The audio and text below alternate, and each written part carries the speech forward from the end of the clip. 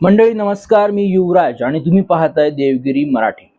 मित्रांनो, नाशिकमध्ये जे TCS टाटा कन्सल्टन्सी जी IT कंपनी होती, या कंपनीमध्ये जे धर्मांतराचं प्रकरण घडलं, ज्या कंपनीमध्ये अनेक हिंदू मुलींना, हिंदू तरुणींना त्या कंपनीतले जे काम करणारे मुस्लिम लोक होते, पदावर असणारे, त्या सगळ्या मुलांकडून, त्या तरुणांकडून या मुलींना प्रेमाच्या जाळ्यात ओढणं, त्यांचं लैंगिक शोषण करणं आणि त्यांना धर्म परिवर्तन करण्यासाठी दबाव टाकणं हा प्रकार उघडकीस आला.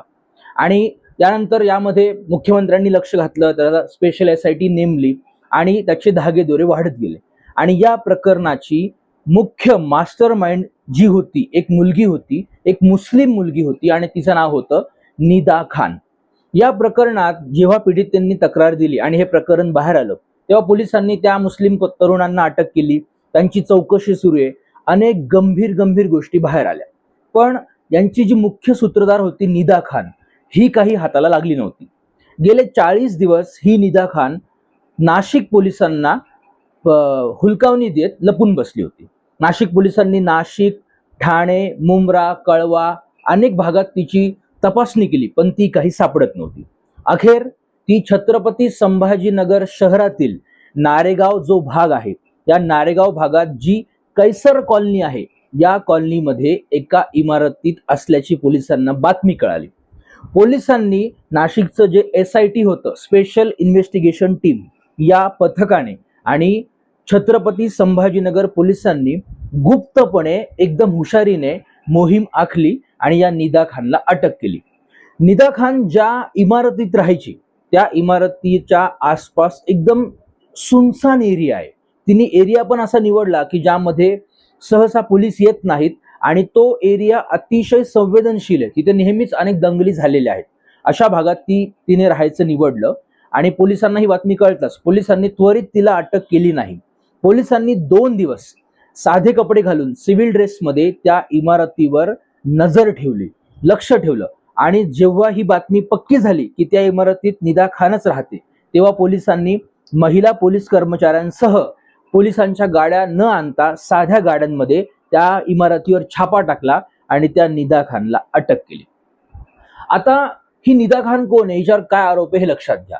त्या TCS कंपनीमध्ये निदा खान एका पदावर काम करायची आणि त्या कंपनीमध्ये जी कंप्लेंट कमिटी होती, म्हणजे त्या कंपनीत काम करणाऱ्या काही कर्मचाऱ्यांना जर काही कंप्लेंट करायची आहे, काही तक्रार करायची आहे, तर ती तक्रार ज्या कमिटीकडे केली जाते, त्या कमिटीमध्ये ही निदा खान होती.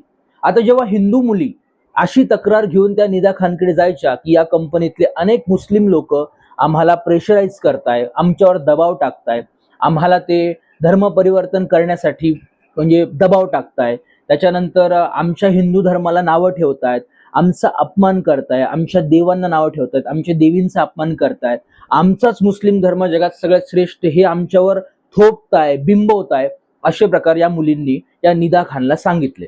पण निदा खानने त्या तक्रारीचं निवारण केलंच नाही, उलट त्या तक्रारीकडे दुर्लक्ष केलं आणि जे लोक त्या मुलींना त्रास देत होते त्या लोकांना या निदा खानने एक सपोर्ट केला.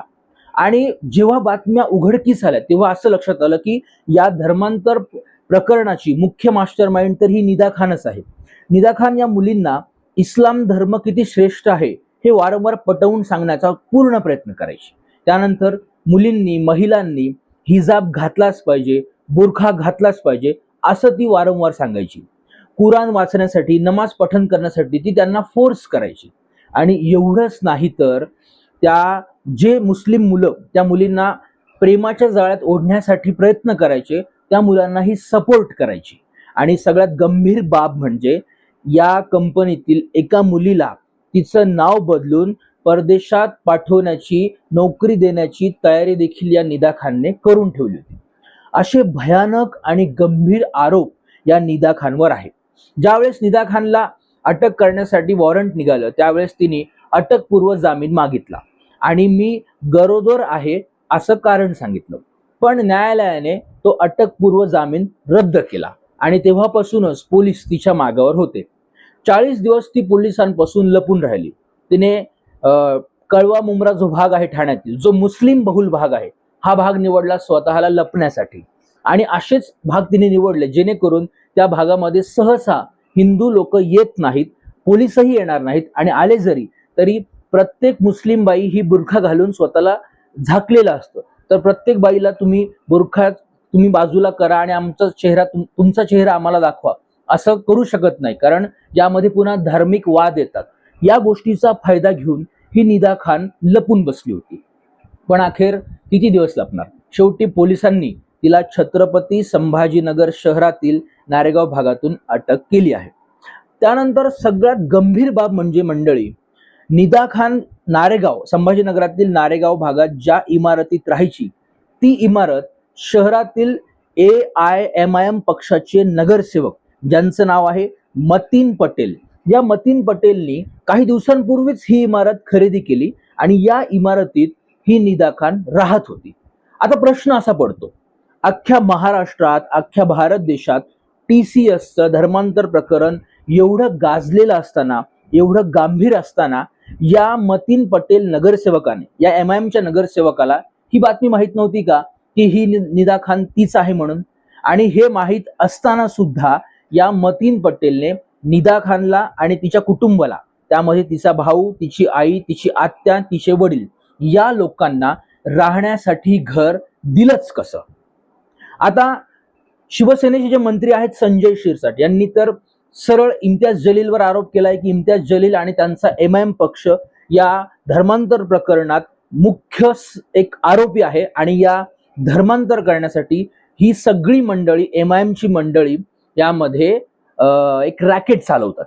आणि दुसरीकडे इम्तियाज जलील स्पष्ट माध्यमांसमोर असं सांगतायत की मी निदा खानच्या पाठीमागे भक्कमपणे उभा आहे, जर ती निर्दोष असेल, तिचा जर यामध्ये संबंध नसेल तर मी भक्कमपणे उभा आहे. पण त्या अगोदर प्रश्न पडतो, MIMचा तुमच्या पक्षाचा एक नगरसेवक जो या निदा खानला राहण्यासाठी घर देतो, ही गोष्ट तुम्हाला कशी कळाली नाही? आणि असो, अजून जरी तिचे आरोप सिद्ध झालेले नसतील, गुन्हा सिद्ध झालेला नसेल, तरी सुद्धा ती आरोपी आहे. जर ती निर्दोष असती तर ती 40 दिवस पोलिसांपासून लपली नसती.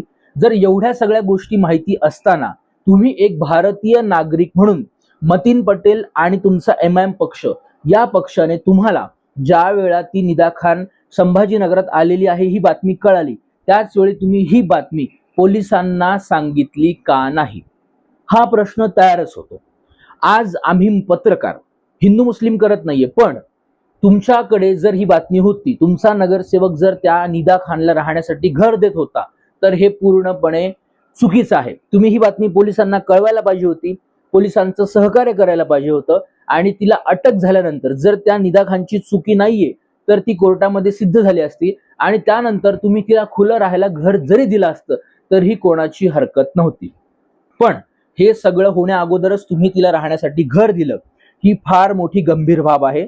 आणि या प्रकरणात मंत्री सिरसाटांनी मुख्यमंत्र्यांकडे मागणी करणार असं सांगितलंय की यामध्ये या मतीन पटेलांचा, इम्तियाज जलीलांचा, किंबहुना या MIM पक्षाचा काही संबंध आहे का, या मार्गाने देखील SIT स्थापन करून तपास करावा. तर मंडळी, ही होती निदा खान कोण, तिचा TCS मध्ये काय संबंध होता, ती 40 दिवस कुठे लपली आणि संभाजीनगरात तिला कसं पकडलं आणि यामध्ये MIM पक्षाचा काय संबंध होता, हे मी तुमच्या समोर मांडलंय. या पुढच्याही घडामोडी मी तुमच्या समोर घेऊन येईल. भेटूया पुढच्या व्हिडिओमध्ये.